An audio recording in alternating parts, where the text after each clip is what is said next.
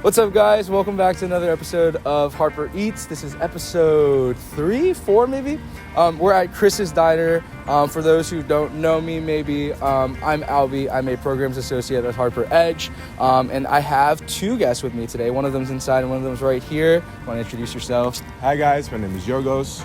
I'm a theater and creative writing major here in Binghamton. I'm currently in my senior year, and Albie invited me out to try some Greek food, and I really don't get the chance to do that much often, so I'm very excited. So, Chris's Diner, it's a Greek-American diner here in Bing. We figured we'd bring out a Greek person himself to try some food and see what connections we might have out here with Greek-American food. And so, let's check it out. You're in a hot seat now. There I am. Megan, Okay. who are you? My name's Megan Constantakos. I'm the assistant director of Harpur Edge, where I get to work with students like Albie making this series called Harpur Eats. And this is my family's diner. So I married Pete, who is the son of Chris's Diner. He and his dad both now run and own the place together, and it's completely family owned, completely family run. I love it, and I'm just really happy to have you guys here today. My father-in-law, he moved here back, I can't remember the year exactly, but back in the early 80s. And he basically worked, 16 to 18-hour days, dishwashing, working at local factories, just saving every single dime while they had 4 young kids at home. And he bought this place. And then 96 is when they opened this. Okay. And Nikki, my mother-in-law, also comes in, has been working, they work 7 days a week. Right? Good? Okay. Am I good? Yes.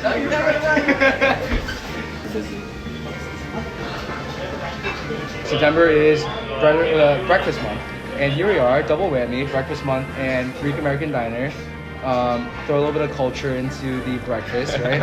And Yiorgos, so you are from Greece. I am, yeah. Tell me about that. What's that experience? How's that transition period coming into the States and stuff? So, In terms of that transition, I have to say it was honestly a little bit of like culture shock. Because Greece is just so different both culturally and the way we communicate as people is very different. I mean, I didn't know anyone when I came to Binghamton. Right. So what I liked about it is almost like it was a new start. So I was so used to how the ways are in Athens and how my daily routine was. It definitely took me a few months to like really get adjusted to how it is here. I think one of the hardest things that I struggled with was finding people to communicate this difference. Luckily, I was able to find my roommate Chris, who's also Greek. You don't realize it, but once you move into a country where you can't speak your mother tongue, that gets to you. Like, I think being able to speak Greek is one of the most important gifts that I got from my parents. shout out Chris. Shout out Chris, yeah. Christo. Like when you describe food from home. Yeah. What comes to mind? Yeah. I feel like fresh. That's what I think of. Exactly. That's It's what. literally like, maybe it's just my own experience, but it's like backyard to table. I just Not think even that's- farm to yeah. table. It's what you said. I associate Greek food with freshness. Like everything we eat at home is usually from the garden. It's like somehow capturing like the flavor of each food that's in their plate, but you can really taste it. And the quality of food back home compared to here is just different. Way different. Could I please have the French toast special? Could I get the 322? Sunny side up for the eggs and the kielbasa. Από την Ικαρία. Ναι, αλλά Αθήνα μεγάλωσα. Ποιο μέρος στην Αθήνα?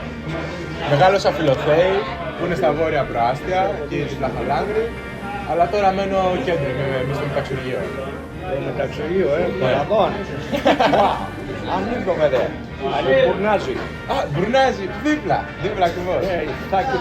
I've noticed like a lot of Greek American diners. I'm like, what's with like Greek people opening up diners? And like I was like reading into it.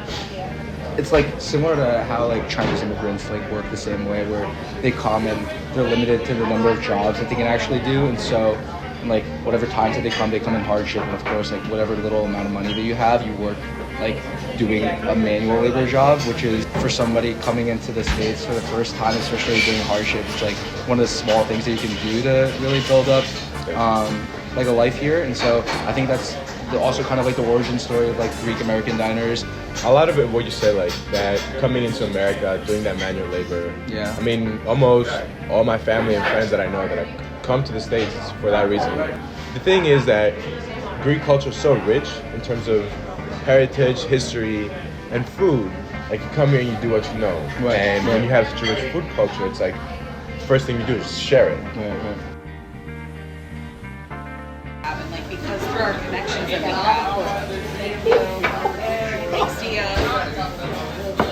I just stop by that. I'll be right back. Oh my god. Getting good today. I didn't see you coming, and I went, whoa. All for me. Thank you. A little syrup for? As we're saying in Greek, "Kalli mas όρεξη." What's that mean?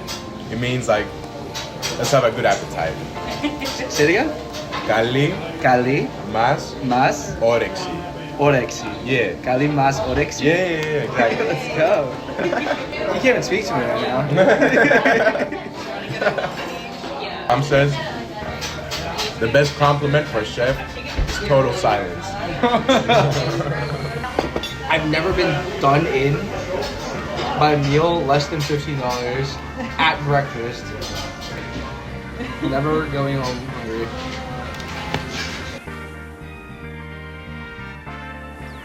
So I am in like a food coma right now. I don't know if it's safe to drive, but my meal was $12.42. Yours was 8 something, 9 something.